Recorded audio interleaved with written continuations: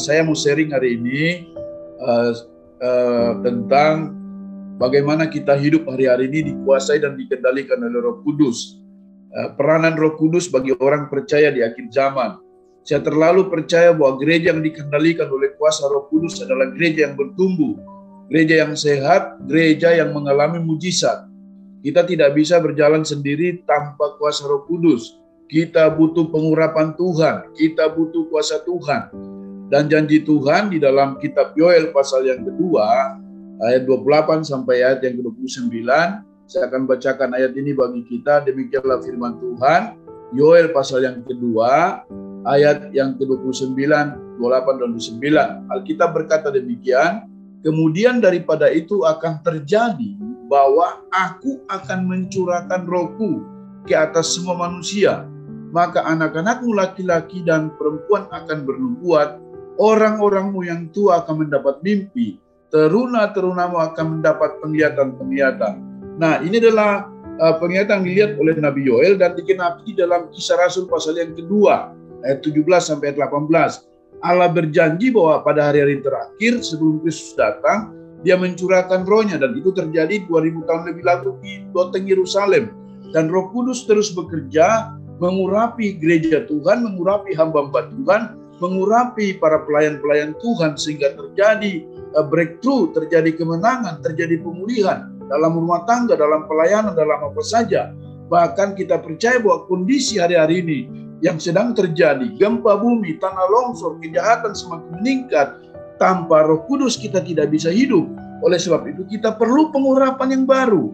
Kita perlu dijagai, bukan hanya bermitra dengan Roh Kudus, tapi Roh Kudus mengendalikan seluruh kehidupan kita.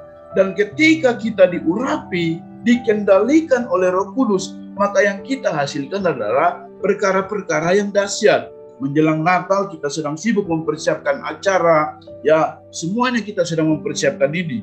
Nah, kita tidak hanya melakukannya dengan kekuatan dan kemampuan kita, karena kalau kita melakukan segala sesuatu tanpa intervensi ilahi, tanpa kuasa Tuhan, maka pada hakikatnya kita lakukan segala sesuatu akan membosankan.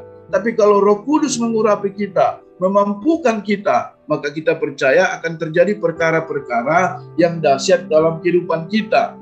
Nah, singkat pagi hari ini, apa peran Roh Kudus dalam kehidupan orang percaya di akhir zaman? 3 hal yang saya mau sampaikan.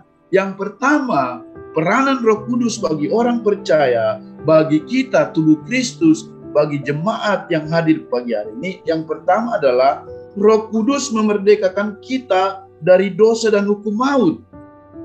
Kita percaya bahwa Roh Kudus menginsapkan kita akan kesalahan, akan dosa. Dosa semakin merajalela. Tapi kalau Roh Kudus ada dalam hidup kita, dengan hati nurani kita yang bersih, karena Roh Kudus bertada dalam hidup kita, Dia akan menginsapkan kita akan dosa. Sehingga kita tidak hidup di dalam dosa, tapi kita hidup dalam kebenaran. Roma 8 ayat 2 berkata, Roh yang memberi hidup telah memerdekakan kamu dalam Kristus dari hukum dosa dan maut. Tadinya kita adalah hamba dosa. Tadinya kita adalah orang yang jauh dari kasih karunia Tuhan.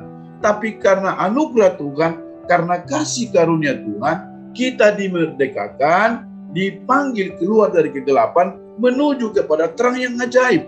Dan itu Roh Kudus yang bekerja dalam kehidupan kita. Jadi orang percaya perlu, saya dan kita semuanya, perlu dipimpin, perlu diurapi oleh kuasa Roh Kudus. Sehingga kita berjalan bukan dengan kemampuan kita, tetapi berjalan dengan kekuatan dan urapan Roh Kudus. Nah, Roh Allah akan memampukan kita mengalami dan menjalani hidup yang sesuai dengan kehendak Allah. Kalau tidak ada kuasa Roh Kudus, maka kita menjalani hidup kita dengan maunya kita sendiri. Tapi kita perlu Roh Kudus untuk menuntun langkah kehidupan kita. Karena kita melihat keadaan sekarang ini, apa yang sedang terjadi, gempa bumi, ya yang terjadi di Cianjur kemarin hampir 300 lebih yang meninggal, bahkan kerusakan hebat, ya kan? Terus kejahatan ada di mana-mana. Nah, perhatikan keadaan manusia pada akhir zaman.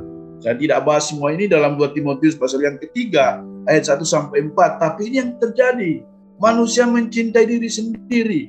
kalau tidak ada Roh Kudus dalam orang percaya, manusia akan ego, hidup sendiri, menjadi hamba uang, membual, menyombongkan diri. Itu ciri orang yang tidak dipimpin, tidak dikendalikan oleh Roh Kudus. Jadi betapa pentingnya orang percaya, kita semuanya dipimpin, diurapi oleh Roh Kudus. Tidak mau mengasihi, ya, egois, tidak mau berdamai, tidak suka yang baik, suka mengkhianat, ya, bahkan suka sesama jenis. LGBT, ini perkawinan sesama jenis. Ini sudah bukan hal yang luar biasa, ya, yang sedang terjadi. Bahkan di Piala Dunia pun di Qatar 2022 secara terang-terangan, ya, LGBT sudah mulai nampak. Nah, ini kejahatan. Nah, kalau tidak ada Roh Kudus dalam kehidupan orang percaya, maka kita berpikir apa yang kita lakukan sudah benar. Padahal kita berjalan dalam kehendak dan kemauan kita sendiri. Jadi kita butuh kuasa Roh Kudus. Kita perlu diurapi oleh Roh Kudus sehingga bukan hanya bernubuat dan mendapat mimpi dan penglihatan, tapi karakter kita semakin diubahkan. Katakan amin Bapak Ibu. Ya, hidup kita semakin diubahkan karena kita ini daging, tidak bisa berjalan dengan kekuatan kita sendiri. Kita perlu intervensi ilahi, kita perlu kuasa Roh Kudus untuk mengubahkan kita, sehingga di tengah-tengah keadaan yang jahat ini, di tengah-tengah keadaan manusia yang hatinya bengkok ini, yang jauh dari kebenaran, Roh Kudus menginsapkan kita, menyadarkan kita. Hai Roni Bagenda, hiduplah seturut dengan firman Allah. Hai Pak Apin, hiduplah menurut pimpinan Roh Kudus, jangan menurut maunya kita sendiri. Nah, tapi kalau kita tidak dikendalikan oleh Roh Kudus, maka kita hidup menurut kemauan kita sendiri. Jadi peranan Roh Kudus yang pertama bagi orang percaya di akhir zaman adalah memerdekakan kita dari dosa dan hukum maut. Yang kedua, apa peranan Roh Kudus bagi orang percaya di akhir zaman? Yang kedua, selain menginsapkan kita dari dosa dan hukum maut, yang kedua adalah memberikan kita pengharapan. Ya, Bapak Ibu, penting sekali hari-hari ini kita hidup dalam pengharapan. Roh Kudus berperan menjadi sumber pengharapan saat kita dalam pergumulan. Tema kita sepanjang bulan November kemarin adalah bagaimana mentalitas kita, bagaimana sikap optimis kita dalam menghadapi pergumulan, dalam menghadapi persoalan. Ya, saat kita mulai putus asa, Roh Kudus memberikan kita pengharapan. Waktu kita susah, Alkitab berkata, Parakletos, penghibur, itu akan menghibur kita dan memberikan kita kekuatan. Roh Kudus berperan memberikan kita sukacita dan damai sejahtera, sehingga walaupun di tengah-tengah situasi yang sulit, yang hari-hari ini banyak tekanan dan persoalan, kita diperhadapkan dengan masalah yang tidak berhenti-henti, tapi kalau orang percaya di dalamnya ada Roh Kudus, ya, yang hidup dalam hidup kita, yang mengendalikan kita, maka waktu kita menghadapi persoalan, kita diberikan kekuatan, diberikan kemampuan sehingga kita mampu di dalam bersukacita dalam pengharapan. Pentingnya pengharapan Bapak Ibu. Ya, di tengah-tengah krisis yang terjadi ini, yang membuat kita bisa bertahan adalah pengharapan. Alkitab berkata dalam Roma 15 ayat 13, semoga Allah sumber pengharapan memenuhi kamu dengan segala sukacita dan damai sejahtera dalam iman kamu, supaya oleh kekuatan Roh Kudus, tolong digarisbawahi, supaya oleh kekuatan Roh Kudus kamu berlimpah-limpah dalam pengharapan. Amin buat firman Tuhan. Kita memerlukan pengharapan untuk tetap bertahan. Bagaimana kita mengatasi stres, menghadapi depresi, itu tidak bisa dengan kekuatan kita. Boleh kita baca buku sebanyak apapun, tidak salah. Karena kita harus terus belajar. Dari apa saja. Hari-hari ini banyak sekali diberikan kesempatan. Zoom, apapun. Ada seminar-seminar. Ya, ada buku-buku yang kita baca. Tentang bagaimana kita mengatasi ya kondisi di tengah-tengah situasi seperti ini. Psikologi dan lain sebagainya. Tapi tanpa Roh Kudus, kita tidak bisa bertahan lama. Ya, sekali lagi, tidak alergi dengan belajar semua. Bahkan kita bersyukur Kita punya Bapak Gembala, pemimpin rohani yang luar biasa, yang memberikan kita luar biasa. Waduh, dahsyat ya. Saya bersyukur ya. Tetapi bagaimana kehidupan kita dikendalikan oleh Roh Kudus? Kalau hanya sebatas pengetahuan, kita akan ambruk suatu saat.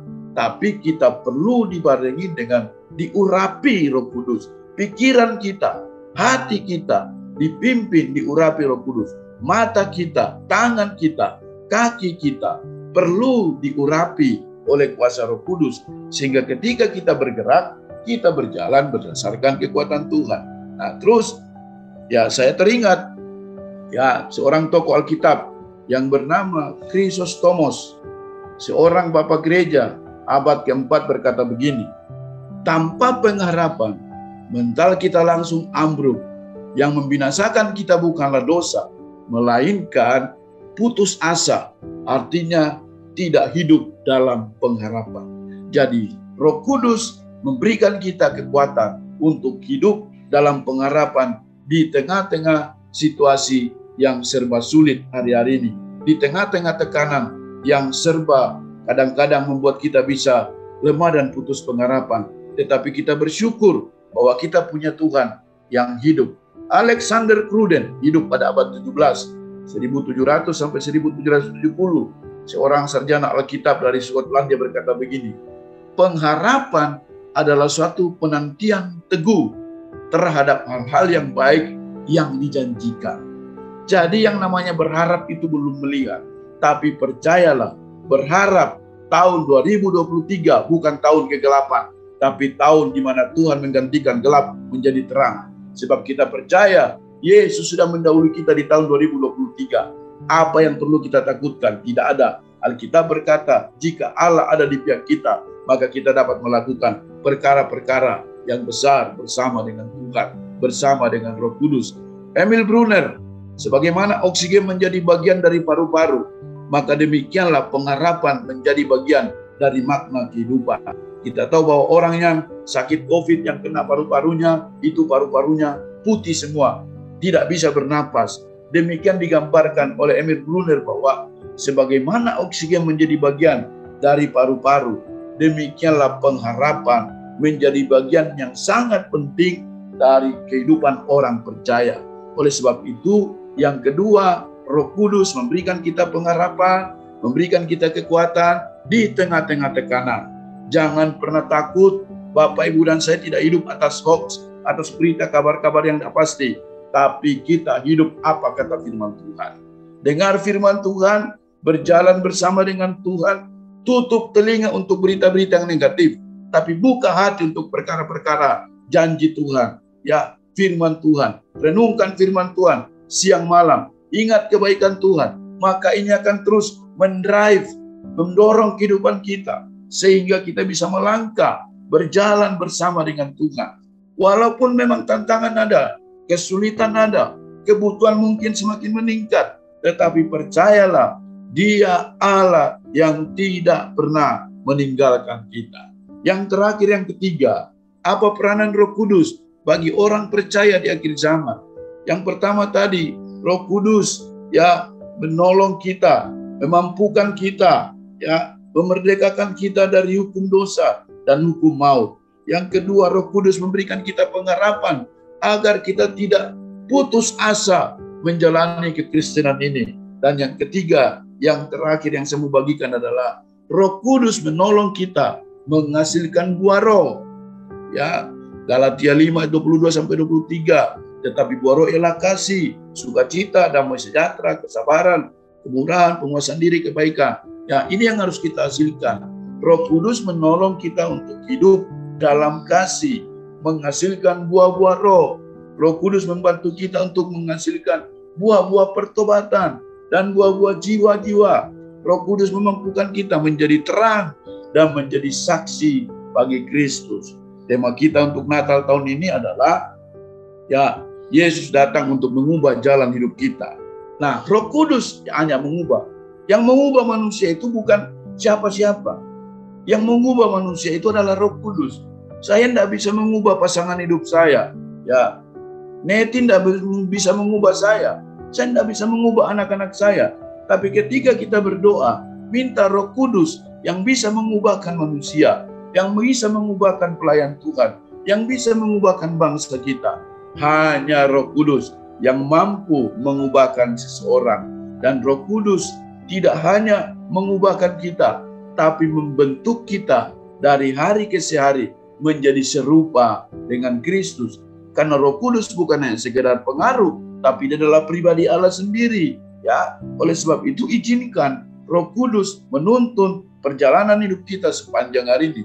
Tinggal 1 bulan lagi. Kita sekarang sudah ada di tanggal 28 di bulan terakhir di November. Tinggal 1 bulan lebih lagi kita akan tinggalkan tahun 2022, melangkah di tahun 2023. Tapi mari Bapak Ibu percaya kita tidak sendiri. Roh Kudus ada menolong kita. Roh Kudus memampukan kita. Roh Kudus memberikan kita kuasa sehingga kita mampu menjalani kehidupan kita. Ini doa saya, kebenaran firman Tuhan ini bagaimana mengizinkan Roh Kudus berperan aktif, mengurapi, memampukan kita, ya, mengingatkan kita akan kesalahan kita, memberikan kita pengharapan, dan menolong kita menghasilkan karakter ilahi. Dengan demikian, perjalanan kekristenan kita adalah perjalanan yang luar biasa, ya, suatu kehidupan yang diberkati Tuhan. Kiranya Tuhan memberkati kita.